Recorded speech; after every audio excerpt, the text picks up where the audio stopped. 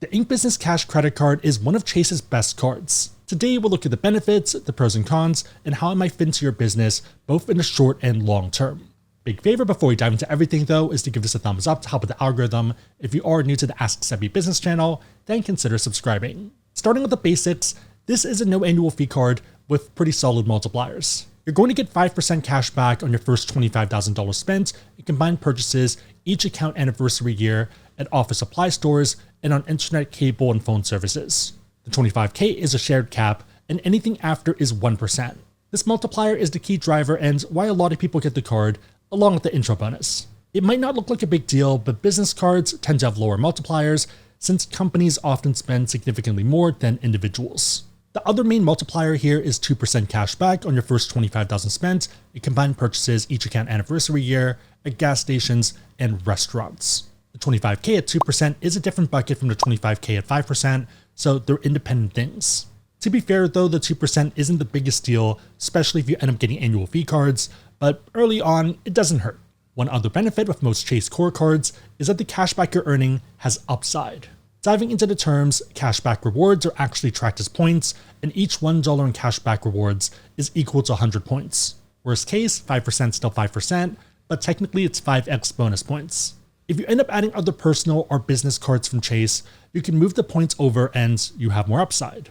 The two big levers here are transfer partners and also points boost. With points boost, you can get up to 2x and now up to 2.5x for 2026 towards luxury travel.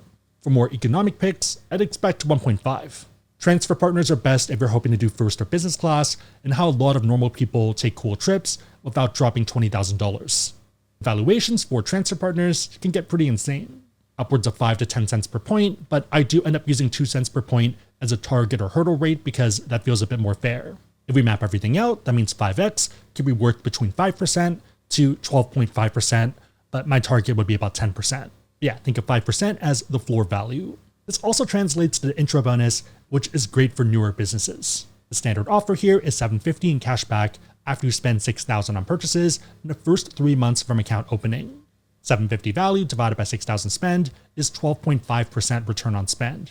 That's cash back and the bottom of the range. Going back to the chart and running the numbers, you're looking at between $750 and $1,875, so upwards of 31.25% return on spend.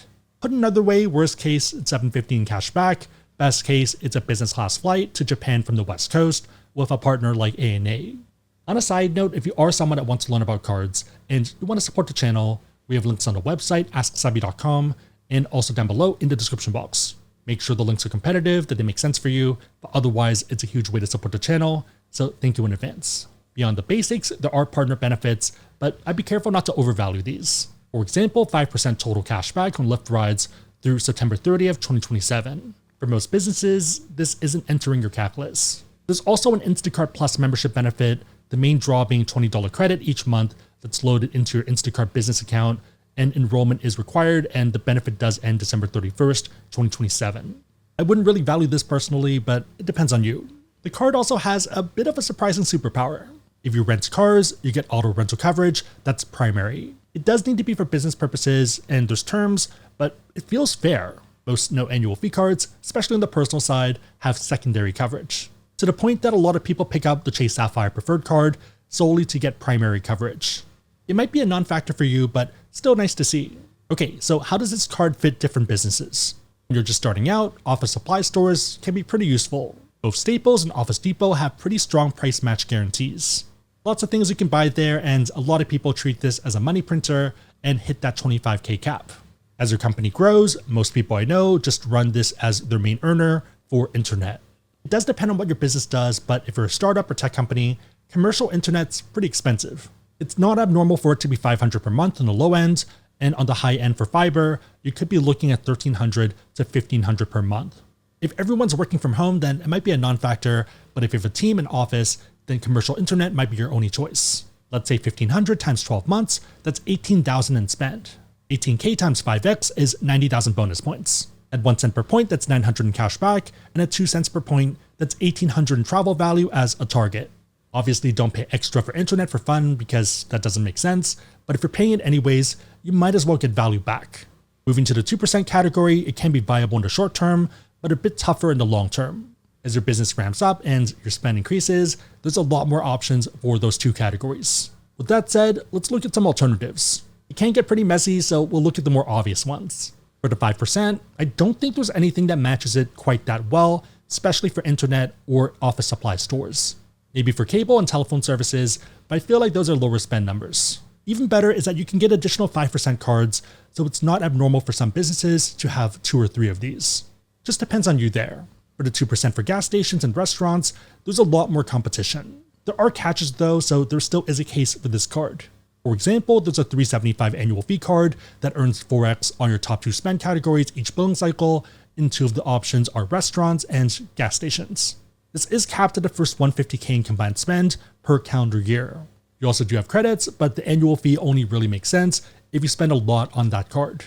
If you're on Team Cashback and focused on gas, there is a good no annual fee card that earns 3% on both gas and EV charging stations as long as the transaction is 200 or less. Also 3% for office supply stores and restaurants. If you're on Team Travel, you do lose out on the upside, but not a bad option otherwise.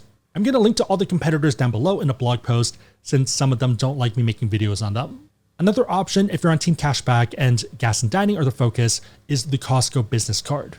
You're getting at least 4% on gas and EV charging on a combined $7K in spend per year. Also 3% on restaurants. Lots of options out there, and this leads us into the pros and cons. For me, the biggest draw is that this is a no annual fee card. Worst case, you're getting an intro bonus to give the card a test drive. It's no annual fee and can go into your stack and it doesn't hurt you. Best case, early on, it helps you for office supply stores, and it can't scale with your business for something like internet. For most business owners I know, having more credit is better than having less. In terms of disadvantages, it's mostly scale. Even though 5% is pretty unheard of on the business side, you're capped at 25K spend per year. Yes, you can stack these, but it's not the craziest category for most people. The 2% is okay early on, but pales as your business grows. With that said, I think this still is a solid addition, especially early on when you can still get it. If your goal is to get a bunch of cards, then it does get tougher to get chase ones, so it makes sense to add it into your portfolio while you can. Again, if you want to learn about cards, whether this one or pretty much any other card out there, and you want to support the channel, we have links on the website, asksebby.com, and also down below in the description box. If you made it to this point, leave a printer emoji in the comments down below, and I'll try to heart it and also respond. 3 questions. Number 1, what are your thoughts on the card? Number 2, what are some of your favorite no annual fee business cards? And number 3, how do you use your cashback or points from your business? Let me know and everyone else know in the comments down below. Big favorite, thumbs up, share this, but otherwise hope you liked it. See you next time. Also, side note, I'm looking to cover how to book travel redemptions in future videos. Let me know if that should be on this channel or a different one.